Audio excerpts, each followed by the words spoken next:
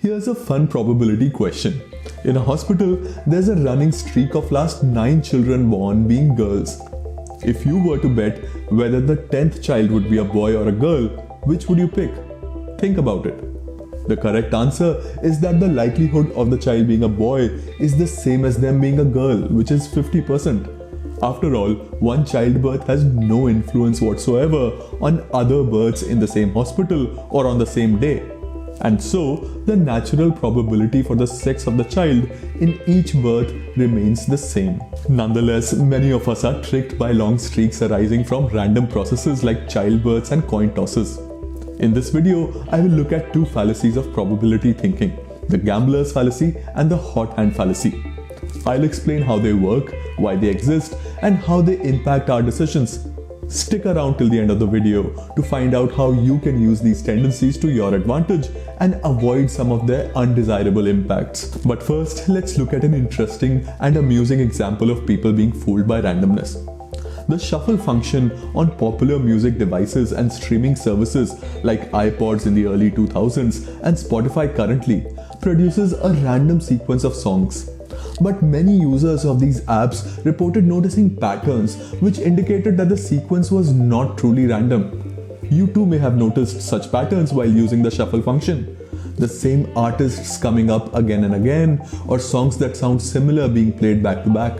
Many users started entertaining theories such as iPods being programmed to play songs downloaded from the iTunes store more frequently than other songs, and Spotify having made deals with certain artists to ensure that their songs play more often. Now, Apple and Spotify flatly denied these allegations and claimed that the shuffle function is as random as an algorithmically generated sequence can be. A more likely explanation, though, is that streaks occur much more frequently in random sequences than users expect. Such misjudgments about random sequences are characteristic of the gambler's fallacy. We will return to this story at the end of the video to see how these services managed their users' complaints about the shuffle function. Before we move forward, remember, if you would like to see more of such content, support the channel by subscribing, liking the video and telling others about it. Now, let's get started.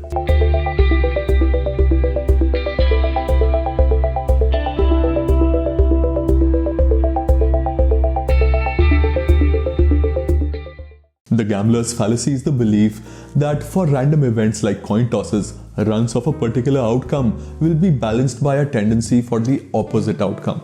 That is, longer the streak of heads, higher the probability of tails on the next toss. This is a false belief because the probability of both heads and tails is always 50% in a fair coin toss, and previous outcomes have zero predictive value in a random process. The flip side of the gambler's fallacy is the hot hand fallacy, which is the belief that the longer a streak is, more likely it is to continue. A well-known example of this is the belief among basketball players, coaches and fans alike that players have hot streaks. That is, they are more likely to make a successful shot if their previous shot was successful.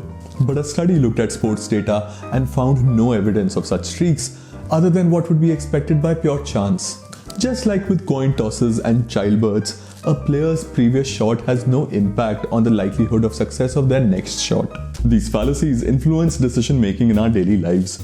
Let's start by looking at some of their undesirable impacts on our decisions. Firstly, as the name suggests, the gambler's fallacy plays a key role in compulsive gambling behavior. The expectation of frequent reversals in luck and chance not only keeps gamblers going after a streak of losses, but also leads them to taking more risks because they believe that a success is overdue after a long streak of losses. So, in an effort to recover their losses, they risk losing much more money. Indeed, these fallacies often accompany and amplify motivated reasoning.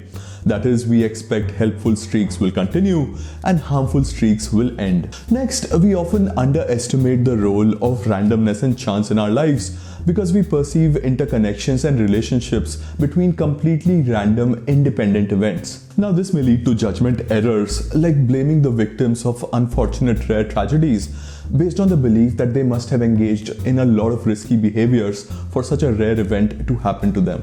Similarly, lucky and rare successes may be completely attributed to the skills and performance of a person and not at all to chance, which may lead to an overestimation of the person's capabilities. This is common in options trading, where we judge traders by their past performance, which may have been influenced by luck. Also, we see belief in hot streaks among investors and traders, despite the awareness about volatility and the role of chance in market. As a result, many investors expect streaks of high earnings to continue, leading to overreaction of stock prices, which further contributes to the volatility. Now, to be able to avoid the undesirable impacts of these fallacies on our decisions, we need to be able to understand how they work and why they work this way. So let's look at their cognitive causes, which are the psychological mechanisms that explain these fallacies. Firstly, while trying to answer a difficult question, we often substitute it with a different question that is easier to answer. So, while trying to predict the next outcome in a sequence of events, we often tend to answer the question, what does a sequence of this type typically look like? Now, we expect random sequences like coin tosses to look like this rather than this. This is because we expect that the underlying probability, that is 50% for heads and 50% for tails, will be represented even in two tosses, giving us one head and one tail. But ignoring the size of the sample set is problematic because rarer occurrences are more likely in smaller set of instances. For example, the probability of only heads in 2 or 3 coin tosses is fairly high, but only heads in 100 coin tosses is next to impossible. So we should expect more variance and rare occurrences like streaks in smaller sample sets. But we expect small samples to look just like the large samples, where random rare occurrences balance themselves out. This expectation of balancing out leads to the gambler's fallacy. Even when larger samples are available, we tend to focus on a smaller set of more recent instances because they are salient in memory and require lesser mental effort to process. Now, because we expect frequent alternations and reversals in random sequences, seeing streaks in small samples of completely random processes can make us doubt if the process is truly random. We may instead believe that the underlying probability leans towards longer streaks, and therefore we'd expect streaks to continue, resulting in the hot hand fallacy.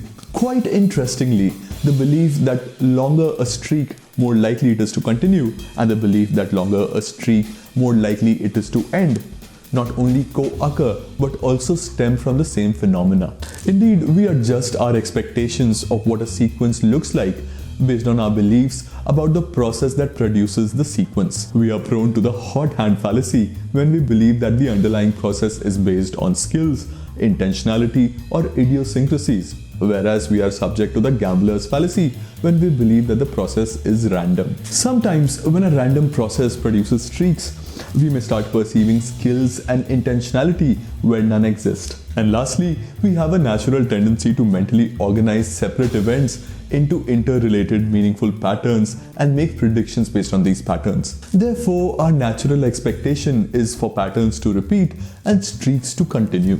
But while thinking about random sequences, we deliberately override this repetition expectancy and replace it with an alternation bias, which is the expectation of frequent reversals. In terms of the neural basis of these fallacies, we see regions involved in reinforcement learning and effective decision making, like striatum and the orbitofrontal cortex, being active during decisions exhibiting the hot hand fallacy, and executive control regions such as the dorsolateral prefrontal cortex being activated during the gambler's fallacy. Reinforcement learning creates an expectation of rewards in situations which were rewarding in the past. This is the default learning mechanism of our brain and is one of the key contributing factors to the hot hand fallacy. The involvement of executive functions in gambler's fallacy indicates that the default mechanism of reinforcement learning is consciously overridden to create the expectation of reversals rather than continuation. Next, let's try to understand why these fallacies exist. After all, for us to have inherited these tendencies from our ancestors, they must offer at least some evolutionary advantages. Firstly, pattern detection is one of the most important functions of our brains. Being able to predict outcomes based on observed patterns keeps us one step ahead of the risks and opportunities in our environment, and the human brain is the greatest pattern detector in nature. But this tendency can backfire and lead to fallacies when we encounter events that occur close to each other in time and space, but are completely independent from each other. Understanding randomness may not have offered us any evolutionary benefits, because randomness is unpredictable by its very nature. Next, streaks have some strange properties. Imagine a streak of 5 events, say 5 heads in a row. Now imagine that this streak continues in the next outcome, so that we have a streak of 6. This streak will be counted as a streak of 6, not a streak of 5, even though the streak of 5 clearly did occur. And so did a streak of 4 and 3 and so on. But only one streak will be counted, the largest one replacing all the other streaks that build up to it. This self-overlapping property of streaks leads to undercounting and underrepresentation of streak patterns in our perception. And therefore, we expect streaks to be rare and end sooner than they actually do. And lastly, the hot hand fallacy is not only a belief about probabilities, but a real-life strategy. For example, basketball coaches who believe in hot streaks among players are also likely to endorse that players experiencing a streak should be given the next shot. Studies have found that this strategy can actually be quite successful if coupled with a consideration of the player's overall strike rate. Individuals may learn about the effectiveness of such strategies purely based on their experiences without fully understanding why they are successful. So we may form incorrect beliefs to explain their effectiveness, such as the success of one shot being related to the success of previous shots. But as long as the incorrect belief supports the correct behavior, the belief will persist and even grow stronger. Now that we understand how these fallacies work and why they exist, we are in a position to look at some strategies to manage their undesirable impacts and use them to our advantage. Firstly, observing and evaluating information sequentially increases the salience of the most recent outcomes, resulting in us making predictions for a small sample. As small samples are less predictable and more variable, we are more prone to fallacies. Instead, by evaluating all the information together at the end of the sequence, we can avoid recency bias and improve our predictions. Second, perceptions of intentionality and control contribute to the hot hand fallacy. So, focusing attention on the person rolling the dice or tossing the coin as the agent for the outcome amplifies the hot hand fallacy. And taking attention away from them and towards the random process will diminish the fallacy. Next, both these fallacies stem from our tendency to mentally organize separate events into groupings that form meaningful patterns. So, by influencing how people group events together, we can moderate these fallacies. For example, if a series of coin tosses is divided into 2 groups at an arbitrary point, we tend to not consider streaks from the earlier group to predict outcomes in the latter group. Next, some studies indicate that men are more prone to the gambler's fallacy, whereas women are more prone to the hot hand fallacy.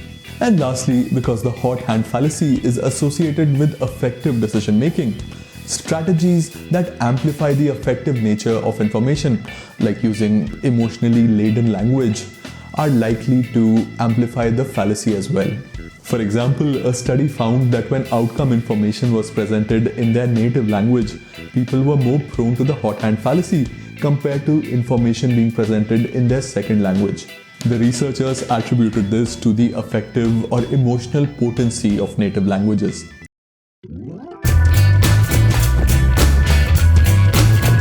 Let's conclude by returning to the story of the shuffle function in music apps. The patterns that users notice in random sequences generated by the shuffle function are no more than those that would be expected to occur by pure chance. But people expect random sequences to have perfectly equal distribution of outcomes, and any divergence from that, such as streaks and clusters, is seen as evidence of intentionality and control. To deal with this complaint, the music services decided to change the shuffle algorithm from a completely random model to a new algorithm that feels more random to humans. Features of this new algorithm included more alternation and less clustering in the sequence. Thanks for making it to the end. Please subscribe to the channel and check out my other videos. And remember, before the libertarian paternalists come to nudge you, you better go nudge yourself. See you next time.